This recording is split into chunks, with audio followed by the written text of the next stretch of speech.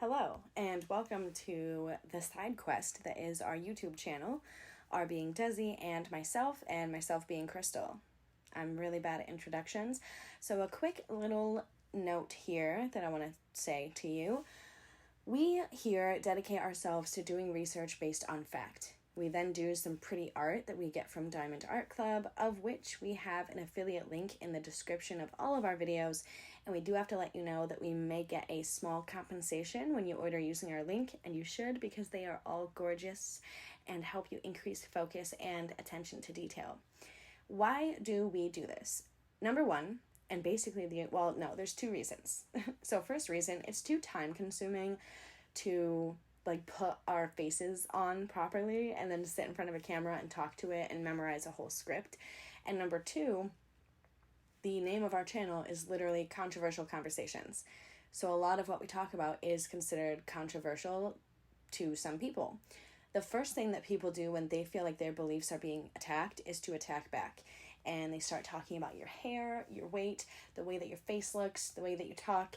And so we've sort of stripped away that one level of basically that people could attack. You don't see our faces unless you know us in person. You know what we look like. If you know us on the internet, we're not even real. We don't even exist. We are AI and we just talk. But for real though, it is kind of just an even playing field. If you get upset watching a bunch of tiny sticky dots form a picture, then that's a you problem, not a me and Desi problem. We also, even though we are based on fact, we obviously do insert our opinion in some places. That's to be expected. We'd like to provide an area where people can get validated in their opinions that are frequently based on fact, but we're not going to get into that rant today. And we offer an area where you can express your opinions in a place where you won't be attacked. And if you do feel like coming into our comment section and providing something that is a debate based on belief and not fact, and just being an attacking individual, we have the power to delete it. And we will. Normalize deleting things that upset you mentally, and normalize not having conversations with people who just lack the education to engage in those conversations with you. It's simple to do peer and scientific reviewed research if you really want to have a conversation. But if you're just going to speak out of your ass, we don't have the time nor the patience to listen. Lastly, we've also decided, instead of having one topic a month spread out among 4 weeks, that we're going to just upload 4 parts at once, at least every 2 weeks, if not every weekend. Last weekend was a holiday, so we sort of skipped it, just because, not necessarily that we did anything, but it's just nobody's going to listen on the 4th. We don't do this for anything other than to start conversations, and this is by no means our full-time jobs. So we do appreciate your patience. I mean, there's 105 subscribers here, so that's cool. But we appreciate you as we navigate scheduling this into our already super chaotic lives. However, thanks to Buy Me a Coffee, you can now buy us a coffee using the link in our description. Every single person that ever donates ever will get to choose the next topic that we do. Super nice way to be involved in the conversation, I guess. It's not necessary. We're going to eventually rely on AdSense, but we just thought that we would drop it because we have a link. So now that we have that out of the way, today we're going to talk about Roe v. Wade. Don't tell me that you didn't see this coming, okay?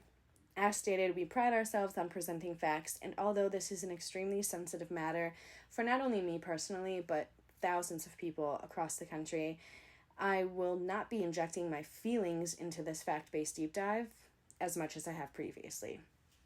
As always, we try to answer the one big question concerning all of our topics. So leading up to in part 4, we're going to answer the question, how do we lower abortion rates without banning abortions? Since we all sort of know that banning things sort of makes them worse. In part 1, we are going to discuss the history of Roe versus Wade, what it is in its entirety, and not just the little bits and pieces that have been released to sway your opinions, but just the entire thing, and hopefully start the discussion of what happens now that it has been overturned. So, let's get into it.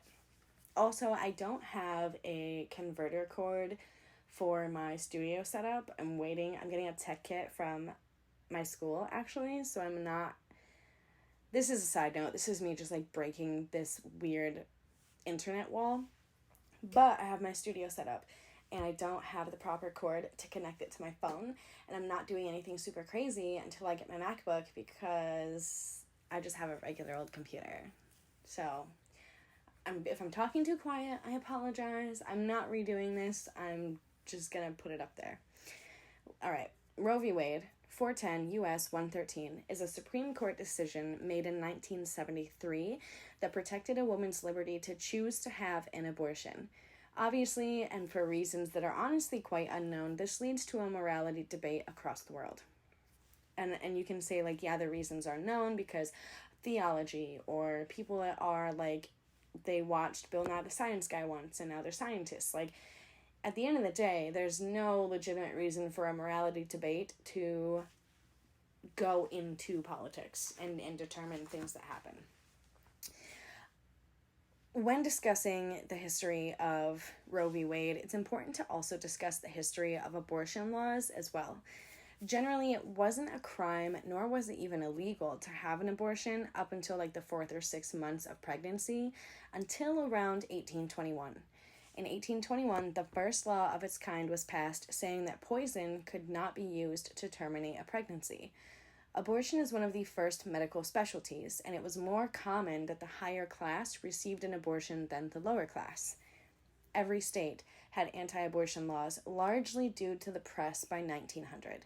There were plenty of reasons, including preserving the life of the fetus, preserving the mother from not having future children, or preventing her from not being able to have future children, so on and so forth.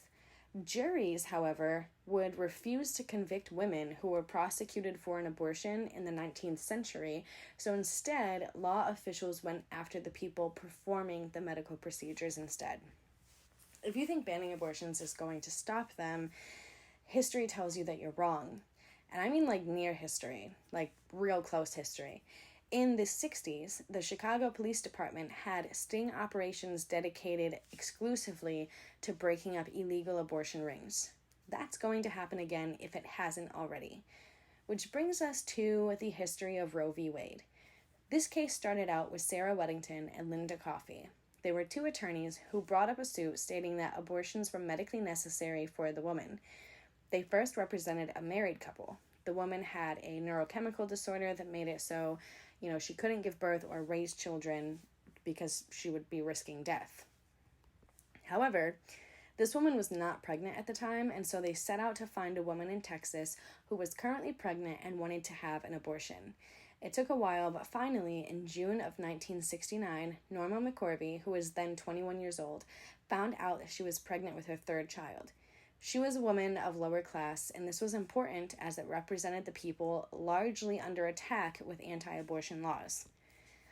Norma did seem a little on the fence when asked if she thought abortion should be legal, but she was under the assumption she would be able to get a legal abortion should she be the plaintiff in the case. However, her daughter, Shelley Lynn Thornton, was born on June 2nd, 1970, and adopted by a family in Texas. During her pregnancy, Norma drank and did drugs to avoid thinking about her pregnancy. In 1970, the lawsuit was filed, and also another lawsuit, Does v. Wade, on behalf of the couple from before. Wade refers to the Dallas County District Attorney, Henry Wade, as he represented the state of Texas at the time. Another important piece of all of this was Dr. James Halford, who was being prosecuted at the time for performing abortions. I do want to say really quick, little disclaimer, Norma is not the pillar of pro-choice, because I see people on the pro-choice and people on the forced birth or pro-life, whatever, you're a forced birther. I see people on both sides sort of using Norma, Jane Roe, whatever you want to call her, as like either this, messiah of abortions or the devil. She was not a good person. Like, let's just get that out of the way. She was manipulated to a certain extent, and she has openly admitted that she basically just played people for, whatever. She's like, yeah, I lied, and I was good at it.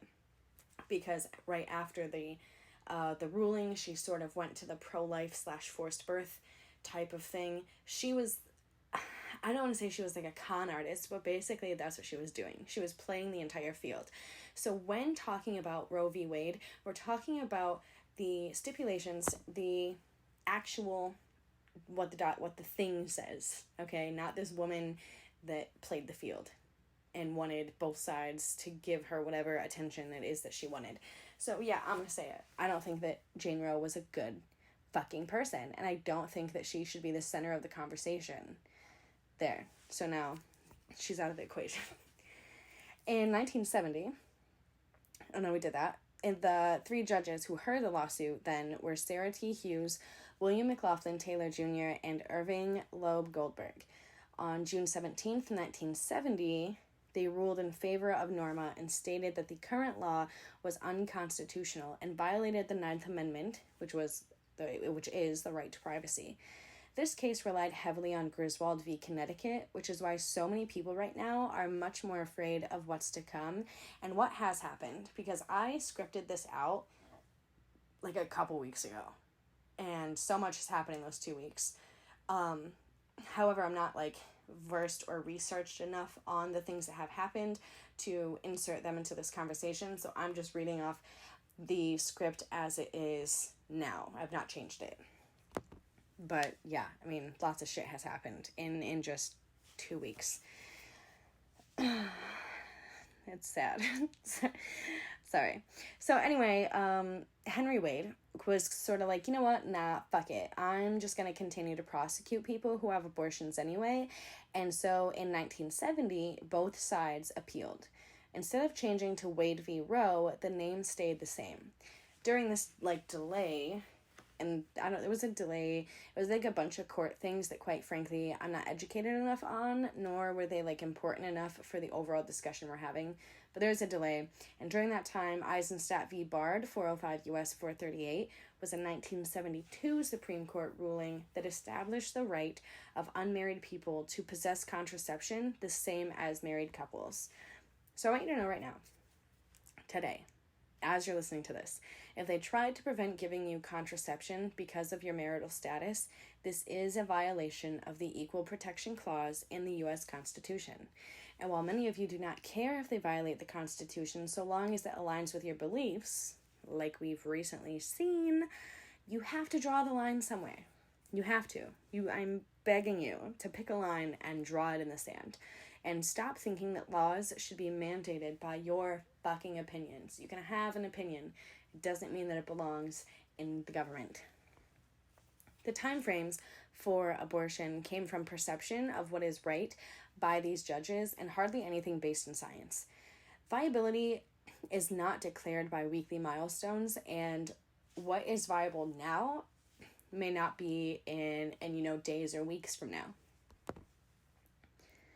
On January 22nd, 1973, a 7-2 decision was reached in favor of Norma, or Jane Roe, that side.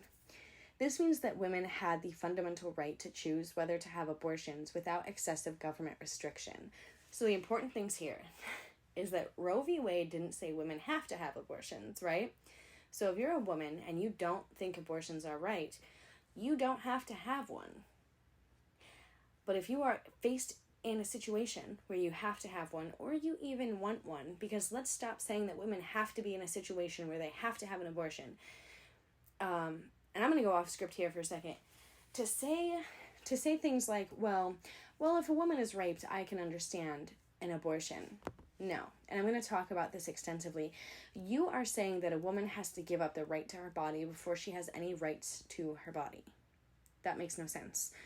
Well, if a woman can't afford a baby, if a woman can't do this, and so a woman needs to be in an absolute horrible, vile place for her to have any say over her body. I think what we should be concerned about is why so many women, so many kids, so many men, so many people in the United States are in positions of having no money, having no house, no food, food insecurity. Thousands of children, millions of children every year deal with food insecurity and housing insecurity. Why are those people in that situation in the first place?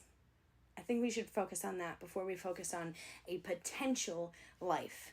A thing that has the potential to maybe one day be alive. But I'll talk about that later, okay? I'm getting ahead of myself here. Indirect quote, the right of privacy, whether it be founded in the 14th Amendment's concept of personal liberty and restrictions upon state action, as we feel it is, or in the 9th Amendment's reservation of rights to the people, is broad enough to encompass a woman's decision whether to terminate her pregnancy. Outlawing abortions infringes on your rights to privacy, yet this ruling still needed to be balanced in the interest of both the mother and the child. So it goes on to say, a state may properly assert important interest in safeguarding health, maintaining medical standards, and in protecting potential life.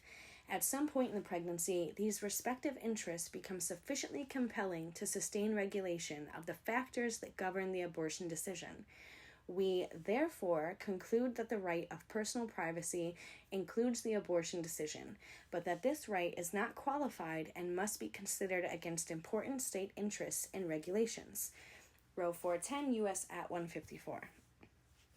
It was indicated that when referring to a person, the Constitution did not specify if this included a fetus, and so a fetus is not considered a person under this lens, and as such is not guaranteed a constitutional right to life.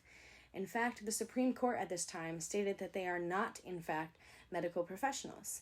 Again, to direct quote, so that my words can't be twisted, although someone will find a way, at 159 Roe v. Wade states, we need not resolve the difficult question of when life begins, when those trained in the respective disciplines of medicine, philosophy, and theology are unable to arrive at any consensus. The judiciary, at this point in the development of man's knowledge, is not in a position to speculate as to the answer. And it was at this point that the trimester framework today came to be.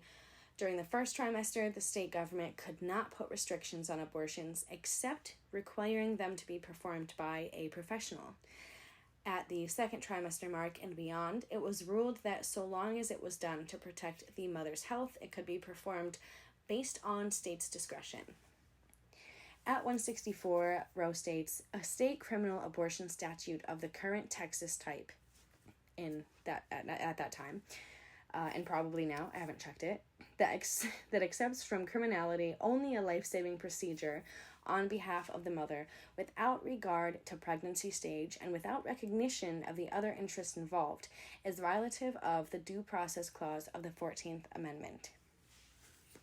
In the 60s and 70s, minorities were being sterilized without their knowledge or their consent, under the assumption that they were getting birth control shots instead.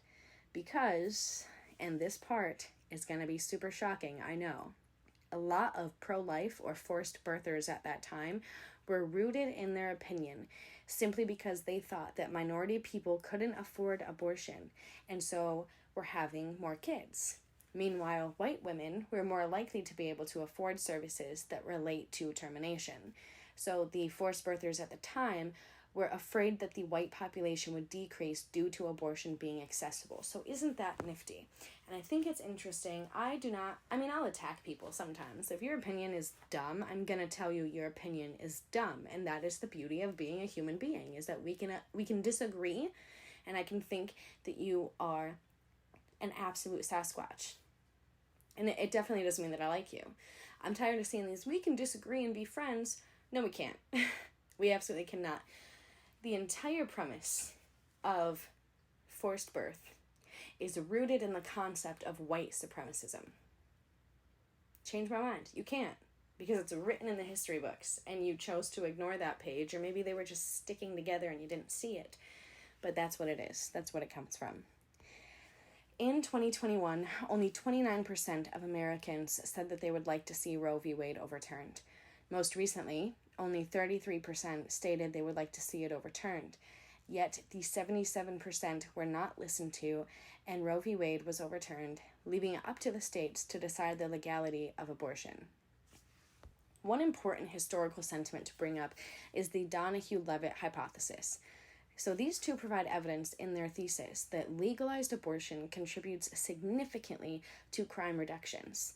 And I'll put a link to their entire paper in the description if you want to read it. It's like 42 pages long. What this says is that abortion lowers crime. plain and simple. There's numerous reasons theorized for this, and they include the concept that since abortion decreased the number of young men, and young men are most likely to commit crimes, crimes went down because there were no young men, they didn't exist, and they weren't committing crimes. Also, children who are raised by parents who were not in a position that they may need to abort are less likely to commit crimes. There are numerous studies that show children born to lower-income families, unmarried people, or teenagers are more likely to later commit crimes. That's the watered-down version of the history, or at least like what I'm willing to just give you for free, honestly. If you want to, you can always just click the links in the description, or you can look for your own.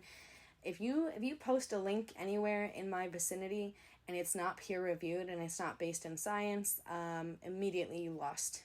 You lose the argument. Sorry, not sorry. Or you can go listen to part 2. And we're going to talk about what it means now that Roe v. Wade is overturned and answer the question of, is it really that bad? Plot twist, it is. Roe v. Wade was more than abortion. The following things were influenced by privacy principles within Roe and could easily be overturned going forward. The right to contraception and the right to procreate.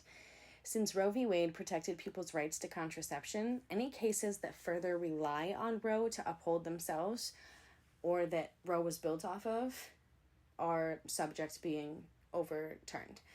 This was already seen in 1977 when the Supreme Court overturned a law that restricted distributing non-prescription contraceptives and said people under 16 just couldn't have it.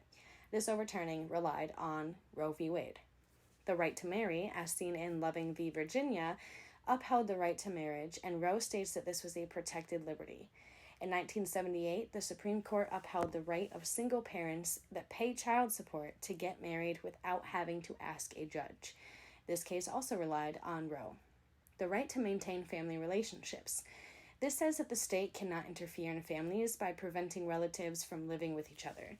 So saying a grandmother can't live with her grandson, for instance. Roe was used once again because of the fact that it consistently acknowledges a private realm of family life that states cannot enter. The right to make decisions about how to rear one's child. So direct quote again, relying heavily on Roe, the Supreme Court says, a person's decision whether to bear a child and a parent's decision concerning the manner in which his child is to be educated may fairly be characterized as exercises of familial rights and responsibilities, therefore protected by the Constitution. The right to intimacy. This was recognized in 2003, discussing same-sex intimate activity. A direct quote states, Roe recognized the right of a woman to make certain fundamental decisions affecting her destiny and confirmed once more that the protection of liberty under the Due Process Clause has a substantive dimension of fundamental significance in defining the rights of the person. The right to personal control of medical treatment. In 1990, the Supreme Court again influenced Roe v. Wade, allowed for the privacy right to include the ability to appoint a healthcare proxy and refuse unwanted medical treatment. Now that Roe has been overturned, your protections for all of these decisions and more are in jeopardy. To quote privacy cases, our laws and traditions afford constitutional protection to personal decisions relating to marriage, procreation, contraception, family relationships, child rearing, and intimacy. The point in showing the history is to indicate how quickly public opinion and laws and mandates can change. This is not a victory, and celebrating this is not the flex that you think it is, especially considering the plethora of cases that you directly benefit from right now that will be impacted. People are about to get hurt, and so people are scared, and rightfully so, I might add. I'm sure the you that needs to hear this won't ever listen to anything I ever put out on the internet ever. But you know who you are. You need to wake up. You need to wake your friends up, your friends in your family that are serious forced birthers, and make them realize that this is so much bigger than abortion. And this is so much bigger than their opinion. The courts are going after something, and this sounds like super conspiracy theorist, but it's not because of things that have transpired in the last 2 weeks. Roe v. Wade was just the start. Stop celebrating, stop laughing, stop making it seem like this is a move they made for you. Like they just heard you and they said, I'm gonna do this for you. You're a pawn, and you are the minority when it comes to who wanted to overturn Roe v. Wade. You should honestly be ashamed of yourself if you are celebrating this right now. I'm ashamed of you. Not that it matters, because I'm just a dirty, filthy whore. Not really. Sorry, Mom. You won't be, though. You won't be self-critical, and I don't believe that people who are forced birthers have the emotional intelligence to not be putting themselves in the middle of everything and think that everything revolves around them. And that's fine. But when this does fall back onto you, when you can no longer have the choice to be on birth control, to marry who you want, and you have to watch the family units that you love and you care about fall apart, do not ask anybody for help. Do not appeal to those of us who had to sit back and watch you gleefully attack people. And I've said it once. I'll say it again. I'll say it 5,000 more times. We don't stick together. This is not a nation that can overcome divisions like this, and we shouldn't have to, time and time again. So should the day come that you know who you are, need numbers in your corner, don't look towards the same people that you put down. It's disgusting. We don't want to help you. I'm tired of this toxic positivity of like, women stick together. Absolutely not. So in part 2, we're going to discuss what happens now. Again, anything that's important is going to be in the description down below. Enjoy yourself. Desi's up next. Hello, everyone. I'm Destiny, or Desi, as most of you probably know me as. And I'm back again with Crystal. We're going to be doing a 4-part series on Roe v. Wade and abortion rights. This episode is going to be talking about the origins, what is Roe v. Wade, and yeah, if you hear heavy breathing in the background, it's because my son sucks on 2 fingers to fall asleep. So he be breathing mad loud. He be breathing mad loud until he takes them out and falls asleep. So, what is Roe v. Wade? Roe v. Wade is giving women the right to abort a non-viable fetus without state interference. States can restrict abortions after viability with exceptions to pregnancies that endanger a woman's life or her health. States have to have a legitimate interest in protecting women's health and the life of the fetus. And these protections were covered under the right to privacy. A woman named Norma Mccorbe in Texas was seeking out an abortion during the time where abortion was illegal, even in the instance of rape and incest, unless the mother would die. But she sought one out anyways. She went to the federal court under Jane Roe to protect her privacy and stated that the abortion ban was unconstitutional. And it didn't work there, so she appealed to the Supreme Court, and this is when she won the case, making abortion legal across the states for the first trimester. This was entirely left up to the mother because of the fact that there was no viability, meaning that if you were to remove the fetus from the mother, the fetus would not survive, making it not a human being. So, states could regulate but not ban, and only when the mother's life was at risk, pretty much, for the 3rd trimester, anyways. This topic has been very polarizing. The way the media is now, it's kind of left nothing other than pro-life or pro-choice, and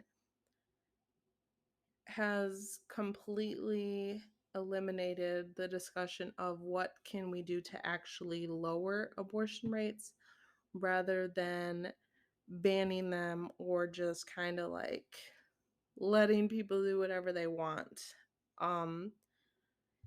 Growing up, and once I got pregnant, I always knew I personally could never have an abortion, especially after I had my daughter and my son and raising them alone. I just knew how hard it was.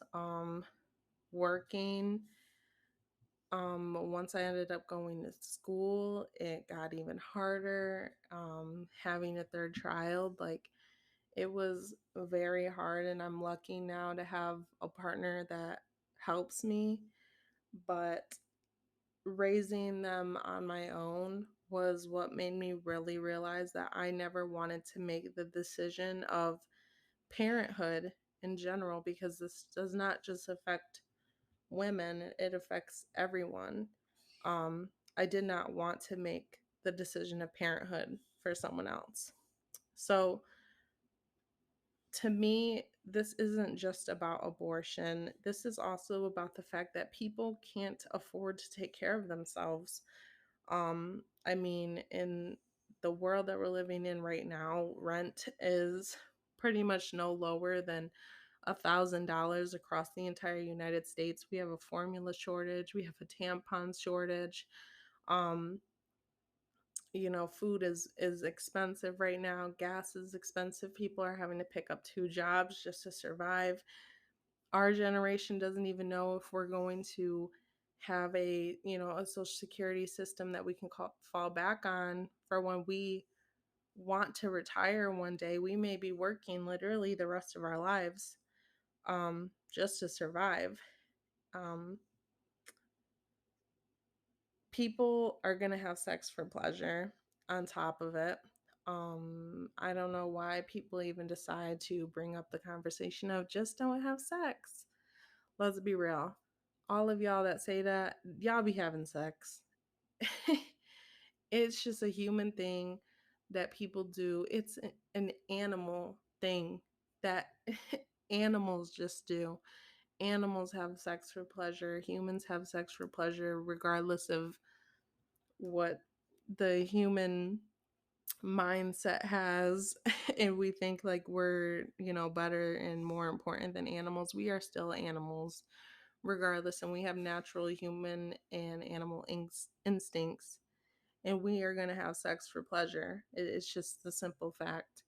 um and to say like just don't have sex, that's not an accurate way or a logical and educated stance on how to prevent abortions or to prevent pregnancy, because let's be real, that there's also people that are molested and sexually assaulted, that there's just no room to even say that. That's not a reliable way to say that you're going to prevent pregnancy.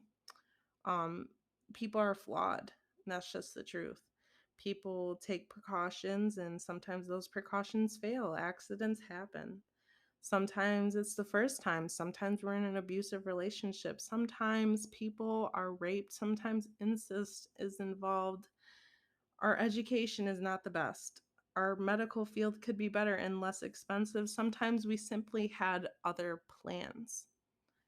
Women are often talked out of getting their tubes tied, though it's not a law against it. You really just need to be above the age of 18, and doctors often tell them like, well, what if you want kids? Or they tell them you should have at least 3 before it's performed. Or what about your husband? Or what if you find somebody down the line?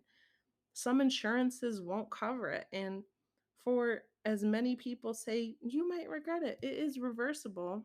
And besides that, 75% of women who decide below the age of 30 to get their tubes tied have no regrets in doing so.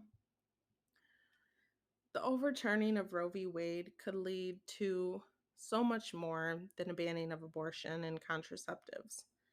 These are things protected by our right to privacy, and other rights listed under this are homosexuality, interracial marriage, pornography, speaking a language other than English, forced sterilization of inmates and disabled people. Privacy is a human right. It is immoral to withdraw our liberties based on personal perceptions. We are all vastly different, and we should have the right to do with our own body what we wish, so long as these decisions do not harm another person.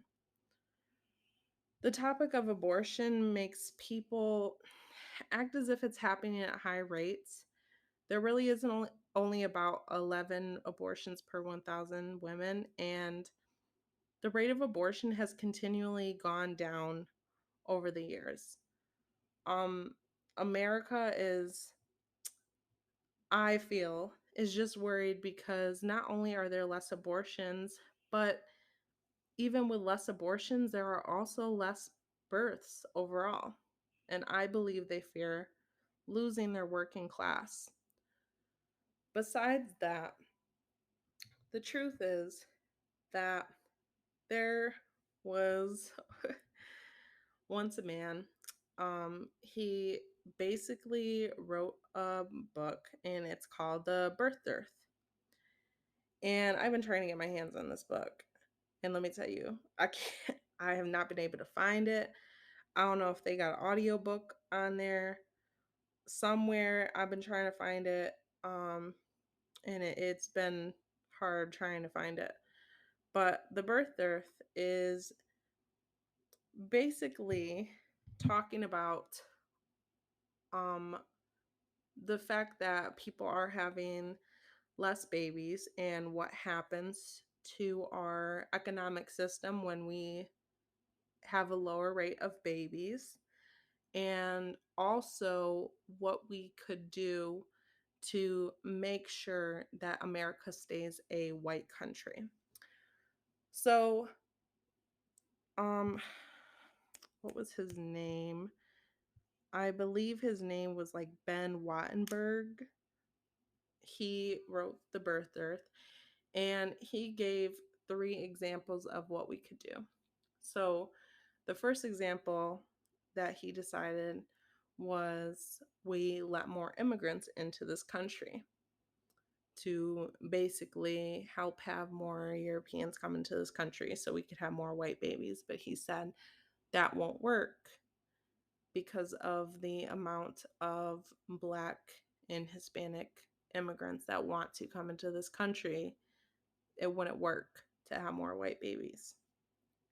The other thing was what was it, I believe? Crap, I can't remember. Dang it. I wish I could remember right now.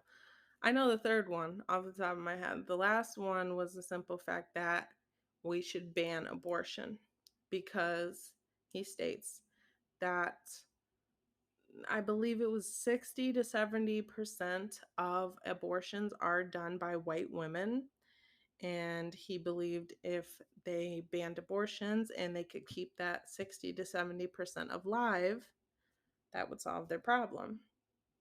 The second reason I can't remember, but the reason why he decided that he couldn't do that, oh, I remember. He said that we could pay people to have babies, but he said that he couldn't. We shouldn't do that because if we did do that, then we would have to pay women of all races, so that wouldn't work. It's a very interesting book. I'm really trying to get my hands on it so I could read the whole thing. But that was basically a summary of some of the book. That obviously wasn't all of it. It was more economic based, but that was some of the examples written. Besides that, I also think that they believe in the whole like replacement theory. Not only across like the border between the US and Mexico, where they really want to kind of like stop immigrants from coming in because the Republicans really believe that we're like liberals and Democrats are kind of trying to flood Texas and all of those southern bordered states with immigrants so that Democrats and liberals can win all the future elections. And I believe that they want to try to stop that as well. Um,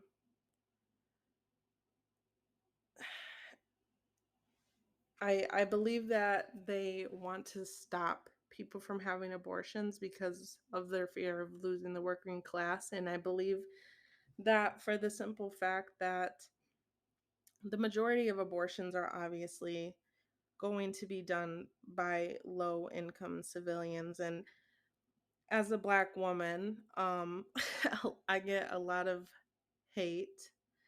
Um, Not too much, but enough, because, there's a lot of racism tied to abortion. There's a lot of racism tied to literally everything in this country. And a lot of people ask me the question of how can I be Black and a woman and be pro abortion, because really abortion was kind of started just to basically eradicate and completely get rid of the Black community at the hands of our own. Um, but I can't deny the fact that I don't believe that we would be having as many abortions as there are in the Black community if many of our problems economically were solved. I believe it would be completely leveled out to the appropriate margins to white women if that was taken care of. But we are in the situation where Black Americans make up the majority of our poverty system.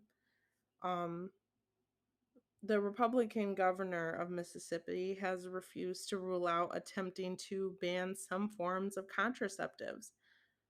Um, if the Supreme Court ruling that guarantees the right to abortion should fall like other states, Mississippi has a trigger law, which, if Roe falls, will outlaw almost all abortions with exceptions in cases of rape or threat to the life of mother. And as we know now, obviously, Roe v. Wade has been overturned, and these trigger laws have gone into place, or they will within these. It's probably it's probably been a few weeks now, so maybe like they might have like another 7 days before it'll go into place, but most of them were implemented that day or within the next 30 days after it has been overturned. Um, they're talking about not only criminally charging girls and women who get abortions as committing homicide, but they're also talking about defining the moment of contraception as fertilization, which would theoretically mean if you use an IUD or any form of birth control, you are committing murder. Idaho is another state considering banning contraceptives. Um, and before I had asked the question of, is Roe v. Wade going to be overturned? And I had done a podcast on this at one point, and I said it likely will, and I was correct. I believe all people should not only have the right to choose abortion, but the right to choose whether they want to become parents. When people argue against abortion, they often bring up religion, fetus rights, and the protection of women's health. And my argument with religion is you are imposing your religion on the rest of us. Um, I recently seen a video that I had sent to Crystal, and I honestly, I can't remember. Let me see where it was at. It was absolutely horrendous watching it. Okay, so these evangelical, oop, I can't remember what this is, but basically there was an abortion clinic, and I believe this is in North Carolina. Um, one of the places that abortion is still free to happen, and basically a church organization bought land right next to the abortion clinic, and every day they are out there harassing women going into it, and they are offering women help. They say they're offering women help with their babies, and that they don't need to get an abortion because it's murder, and that they don't need to do anything. Well, for one, this organization was collecting millions of dollars illegally and they never reported it to the state like they were supposed to. As of today, they are now registered to legally allowed to legally collect money from people, but they had done so without permission for literally years. So illegally, they were collecting money for years. And when questioned about what they actually do and what they are offering these women, they don't comment on it. Basically, what they do is they will get these women to come on to their bus and set up an appointment to talk about their options, which they will set a week or two out. And then after that, pretty much nothing. Pretty much nothing. Um, Most people believe, and of course, this has to be speculation because we have no valuable proof, but we believe that their actual motive is simply to get women to not have the abortion, set the appointment far enough out so that once it's time to actually have this like appointment meeting type thing, it's already too late to actually get an abortion. Or after you've had this meeting and you've decided you still want an abortion, by the time you call and try to set up another one, it's already too late and you're already going to have the baby whether you want to or not. It's a hard decision. I don't understand why people try to make abortion seem like it's a spa day. People really act like women are just out here having like a ton of abortions and it's like so fun. Like, hey girl, I'm going to get my nails done and then I'm about to get an abortion or whatever. Like, it is not like that. I can guarantee it ain't like that. I know it's gotta be. I don't get me wrong. I'm sure there's some woman out here or whoever out here, somebody probably out here, and maybe they do get abortions like it's birth control. I'm not gonna say it don't happen, but statistically that ain't what happened. The majority of women that go and get an abortion when they've already had kids, or two, it is their first and usually their last. um there's a very small percentage that have even had like three, like a very small percentage, which we will cover more in our last episode of this series. So I don't know. I think I might leave this off here. I can't remember what part 2 of this is going to be. Let me look. Let me look to make sure I don't got to cover nothing else real quick. Because I be forgetting. This is why I write notes. But I ain't write notes. It's late. I'm just trying to knock this out. Oh my gosh. See, me and Krista be talking too much because I don't know if I can find it. Oh, right here. See, I've already covered a little bit too much in this one. This is why I need notes. This is why I need notes. But anyways, yeah, there is some stuff that I covered in this one that I should have covered in the next one, but that's okay.